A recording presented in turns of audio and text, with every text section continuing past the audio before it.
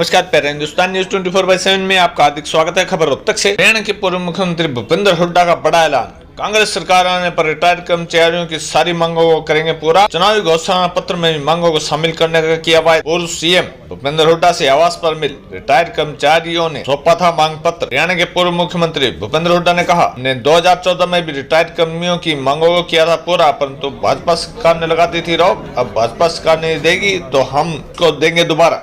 Action committee retired कर्मचारी हरियाणा का एक प्रतिनिधि मंडल हरियाणा के पूर्व मुख्यमंत्री भूपेंद्र हुड्डा से उनके निवास स्थान पर डी पार्क पर मिला। मुख्यमंत्री के साथ पूर्व मंत्री रघुवीर सिंह कादियानी व विधायक बीबी बत्रा भी साथ थे। प्रतिनिधिमंडल ने हुड्डा को मांग पत्र भी सौंपते हुए बताया कि पेंशनरों की यह मांगे बहुत पुरानी है।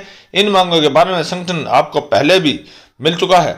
पूर्व मुख्यमंत्री ने ज्वाइंट एक्शन कमेटी रिटायर्ड कर्मचारियों के प्रतिनिधिमंडल को विश्वास दिलाया कि कांग्रेस सरकार आने पर सारी मांगों को माना जाएगा और ये कोई बड़ी मांग नहीं है। हमने 2014 में इन मांगों को पूरा कर दिया था, लेकिन भाजपा सरकार ने इस पर रोक लगा दी। अगर इन मांगों को भाजपा सरकार पूरा नहीं करती है तो सत्ता में आने पर हम इसको दोबारा लागू करेंगे। भूपेंद्र हुड्डा ने बताया कि इन मांगों को हम अपने चुनावी घोषणा पत्र में भी रखेंगे व संसदीय चुनाव के बाद विधानसभा में उठाया जाएगा। रोहतक से हर्षित सैनी की रिपोर्ट। कई लिस्ट जारी की है, बाकी जल्दी जो है हमारी स्क्रीनिंग कमेटी की मीटिंग होगी आजकल में, तो 2-3 दिन में उम्मीद है कि और भी लिस्ट जारी करेंगे। ने भी समर्थन दिया है, इसको किस नजरिए से? मैंने पहले भी कहा था कि वो तो राज्यपाल सही करेंगे, वो पार्टी में नहीं है। नहीं, गठबंधन को समर्थन दिया।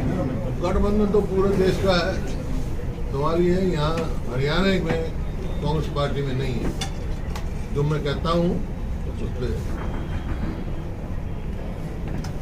कांग्रेस पार्टी में जात पात की वो नहीं है, हमारे सब बराबर है। कोई भी जात पात के नाम पे राजनीति करे। कांग्रेस को भी ऐसे रात को कुछ शरारती तत्व आए और 3:30 बजे 2 दुकानों को तोड़ गए और कुछ रास्ता था, जो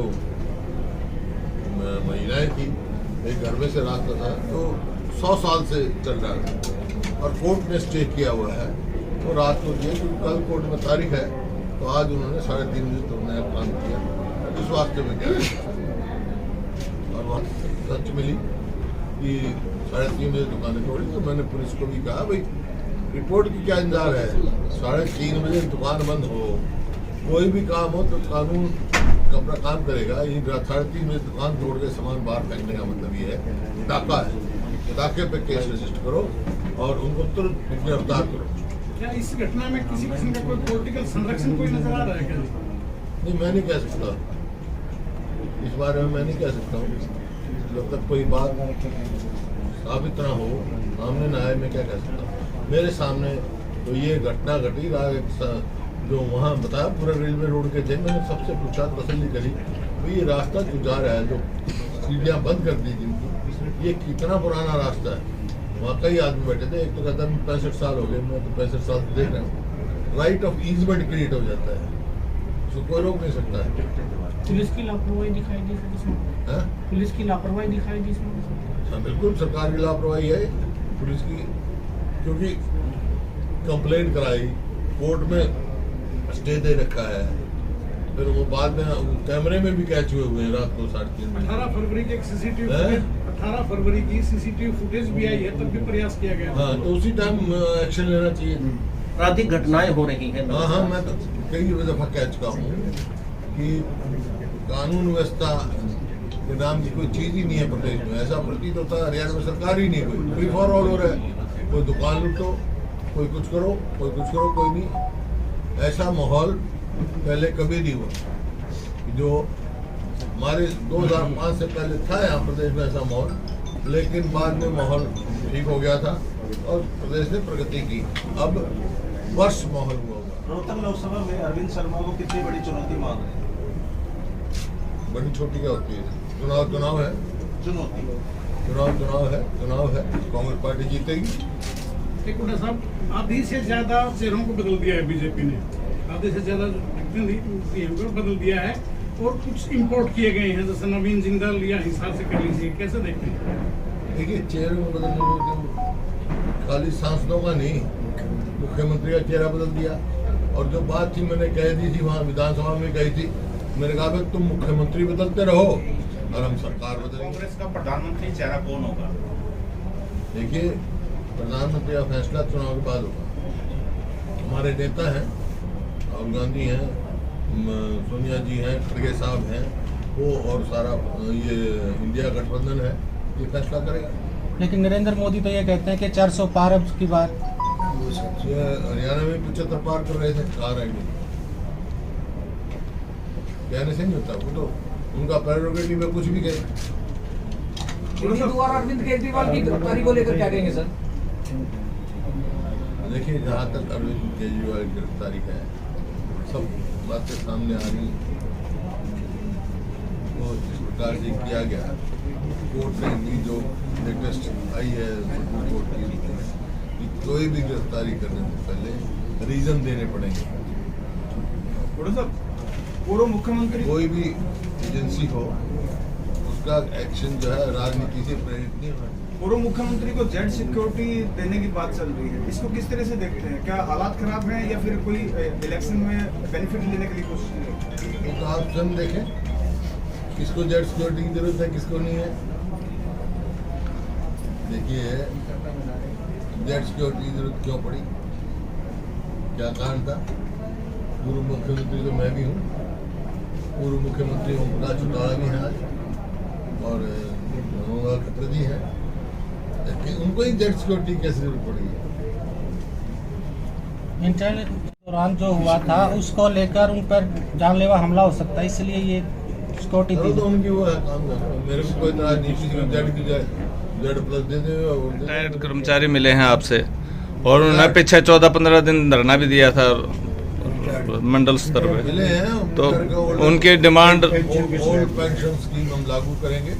बाकी और उनकी कुछ था, एक हमारे समय फैसला हुआ था, उसके बारे में भी अपनी चर्चा रखी है। मैनिफेस्टो तैयार करेंगे, जब उसको कंसिडर करेंगे। अच्छा, हरियाणा के लिए अलग से मैनिफेस्टो होगा कि लोकसभा चुनाव के लिए? हरियाणा का अलग से मैनिफेस्टो होगा क्या लोकसभा चुनाव के लिए? नेशनल नहीं, हरियाणा लोकसभा चुनाव के लिए होगा, लेकिन विधानसभा चुनाव होगा उसके लिए हम अलग से मैनिफेस्टो तैयार करेंगे। जैसे हमने कह रखा है भाई, हरियाणा में कांग्रेस की सरकार बनेगी तो 300 यूनिट फ्री बिजली देंगे, 6,000 रुपया पेंशन करेंगे, 100 गज के प्लॉट पर लागू करेंगे, ओल्ड पेंशन स्कीम लागू करेंगे। ये हरियाणा के एजेंडे, और गैस सिलेंडर 500 रुपये का देंगे, क्योंकि हरियाणा गवर्नमेंट देगी ना, सब्सिडाइज कर देगी, जैसे राजस्थान में हमारी सरकार ने किया। तो ये तो हमारा एजेंडा मैनिफेस्टो तैयार होगा हरियाणा के लिए। केंद्र में तो जो मैनिफेस्टो आया है, 400 रुपये बनरेगा के कम से कम 400 रुपये मिलेंगे। 5 न्याय उन्होंने कहा है, युवाओं के लिए, महिलाओं के लिए, भागीदारी के लिए, किसान के लिए, यह है श्रमिक के लिए 5 को न्याय देने की बात। लोकतंत्र में कोई भी एजेंसी हो, उसको राजनीति से प्रेरित होकर कोई कार्य नहीं करना चाहिए। जब भी लोग वो आप भी उसमें शामिल हो, मीडिया भी एक लोकतंत्र का मजबूत वो है, तब भी ठीक दिखाया करो। यहाँ तक मेरा सवाल है, दीपेंद्र, यहाँ से उसकी वो है, चल रही है चर्चा, पार्टी फैसला करेगी, तो दोनों का कोई चुनाव लड़ने को मेरा इरादा नहीं। मैं आज विपक्ष का नेता हूँ, तो आगे प्रदेश के चुनाव होने वाले हैं, तो मेरा है नहीं, बाकी वो सुरजेवाला लड़े, शारदा जी लड़े, और दूसरी खुशी हो, सीनियर लीडर है। युवाओं को आगे लाने के लिए युवाओं को लैंड डील को लेके कि रॉबर्ट वाड्रा ने जमीन दी और उसको खरीदा, इसके बाद डीएलएफ को क्लीन चिट दे दी गई और इलेक्ट्रोल बॉन्ड में तकरीबन 170 करोड़ रुपए दिए गए। आप इसको कैसे देखते हैं? ऐसा है, कोई ऐसा नहीं हुआ, कौन किससे खरीदता है, कितने की बेचता है, इससे हमारा क्या नहीं। तो भाई तुम अपना कैमरा है, कैमरा मेरा सवाल क्लीन चिट दे दी गई है भाई, ये तो कोई केस तो था ही नहीं। कौन सा केस रजिस्टर हुआ है लैंड डील का? कौन सा केस चला है? केस तो बीजेपी तो इसमें मुद्दा बनाया था ना कि रॉबर्ट वाड्रा की जमीन। मुद्दे तो ऐसे बनाए जब बात आ गई, कोई ऐसा एफआईआर चलो वो तो कोई दर्ज करा दे, लेकिन कोई ऐसा मुकदमा नहीं चला है, ना कोई ऐसा है जिसमें सरकार की इन्वॉल्वमेंट हो। प्राइवेट क्या ट्रांजैक्शन किससे होती है उसका हमारे को पता इलेक्ट्रोल बॉन्ड का कोई नेक्सस मानते हैं इसमें? है जी।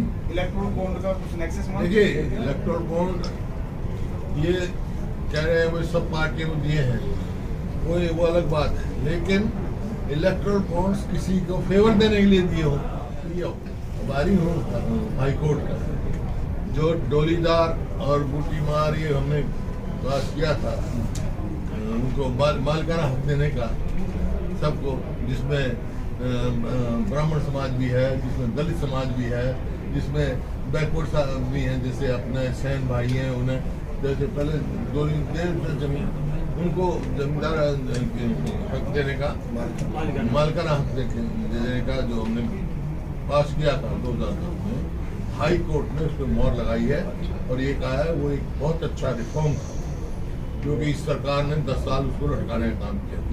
अमेंडमेंट करने की कोशिश की थी, वो सस्टेन नहीं हुई, जो था वही लागू।